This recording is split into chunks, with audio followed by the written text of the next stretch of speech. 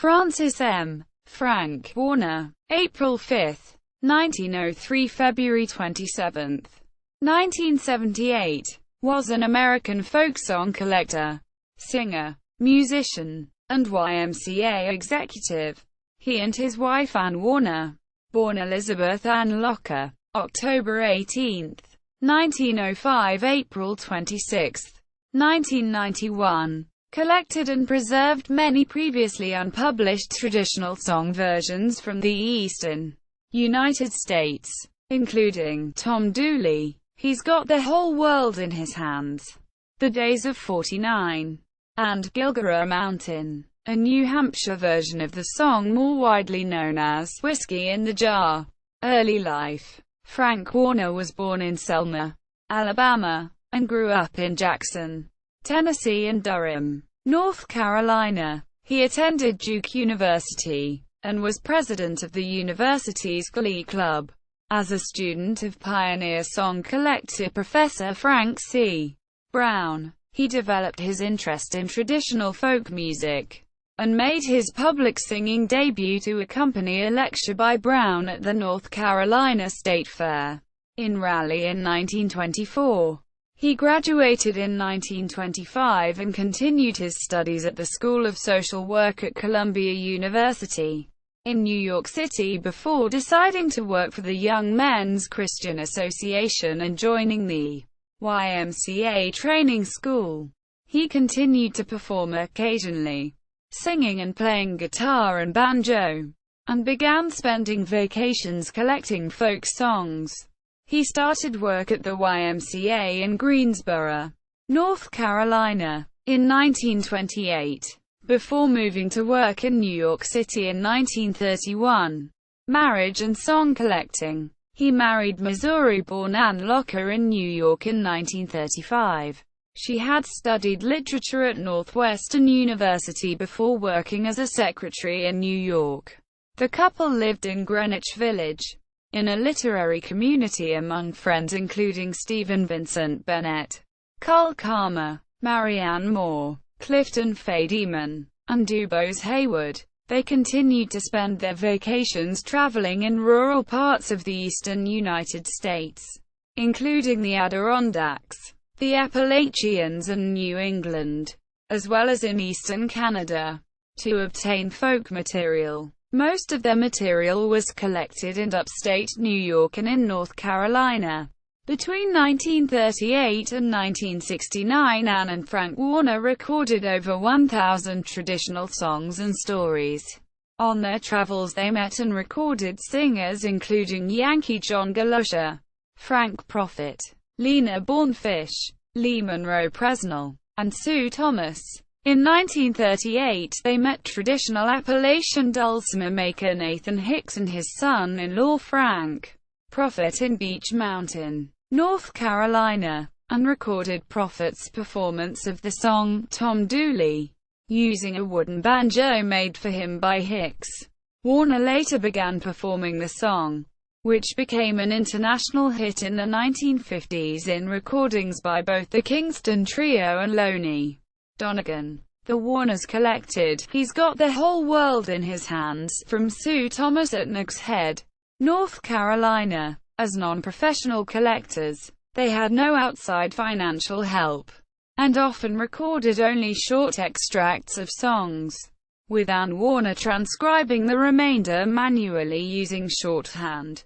She later said, "We had a recording machine by this time, 1939, and small discs. This was long before tape, and because our supply of discs was short, we would record 2 stanzas of a song, to get the melody, and stop the machine. The fortunate aspect was that I got them all down correctly then and there. From then on, we spent our month's vacation, which we each had each year from our regular jobs, working as hard as we did any other time, usually spending 2 weeks in the South and 2 weeks in the North." Quote, according to Alan Lomax, writing in the 1990s, "For many years the Warners spent every vacation and every scrap of spare cash on the recording trips. It was a continuous act of unpaid tender devotion to American folk song and a lifelong love affair with the people who remembered the ballads. Quote, beside his unpaid work in collecting folk songs, Frank Warner continued in his employment by the YMCA, becoming a member of its National Council, and from 1952 until his retirement was General Secretary for Operations in Nassau and Suffolk counties, Long Island. Performances and recordings. Frank Warner recorded several albums of the material the couple collected. The first was a set of 3/78 Hudson Valley songs for the Disc Company of America in 1946, where he was accompanied by Bess Lomax, Butch Hawes, Pete Seeger and Tom Glazer. In 1951, he issued another 78, containing "Got the Whole World in His Hand," which, together with his own version of Tom Dooley, was among the songs he included on his first 10 inches LP, American Folk Songs and Ballads, released by Elektra Records in 1952. He recorded 2 more albums for Elektra, Songs and Ballads of America's Wars, 1954, and Our Singing Heritage, Volume 3, 1958, later reissued as American Traditional Folk Songs. In 1961, he recorded songs of the Civil War, North and South, for the Prestige International label. Ann Warner wrote the liner notes for his albums. Frank Warner also appeared regularly on radio and TV, and gave hundreds of lectures and public appearances before educational, civic and community audiences. His banjo playing and singing was featured in the 1957 movie Run of the Arrow starring Rod Steiger. He authored folk songs and ballads of the Eastern Seaboard from a collector's notebook, published in 1963, and became a member of the board of the Newport Folk Festival, vice president of the Country Dance and Song Society of America, and president of the New York State Folklore Society. The couple also published essays on traditional American folk culture and music in a variety of journals. From the 1950s, Frank Warner performed in concert halls, including Carnegie Hall, and in colleges and at folk festivals across the U.S., including the first annual Newport Folk Festival in 1959, and the 1961 festival. He was often joined on stage by Ann and by their sons Jeff and Jarrett Warner, who accompanied them on guitar, concertina, Jew's harp, and spoons. Both sons later performed and recorded on their own. An informal concert by Frank Warner and his sons in 1973, at the Cider Press in Dartington, Devon, England, was recorded, and was later released by Folk Tracks as Listen to America Sing. Frank Warner and Family in Concert. Frank Warner's last album, Come All You Good People, with accompaniment by his sons and liner notes by Ann Warner, was released by Minstrel Records in 1975. Death. Frank Warner died at his home on Long Island in 1978, at the age of 74. Archiving and legacy. The Warners donated their collection of recordings, photographs and other documentation to the Library of Congress American Folklife Center in 1950 and 1972. Additional written material, including correspondence, is held in the David M. Rubenstein Rare Book and Manuscript Library at Duke University. After her husband's death, Ann Warner spent several years archiving and compiling their recordings, publishing a book, Traditional American Folk Songs from the Ann and Frank Warner Collection in 1984. She also wrote liner notes for compilations of Frank Prophet's recordings.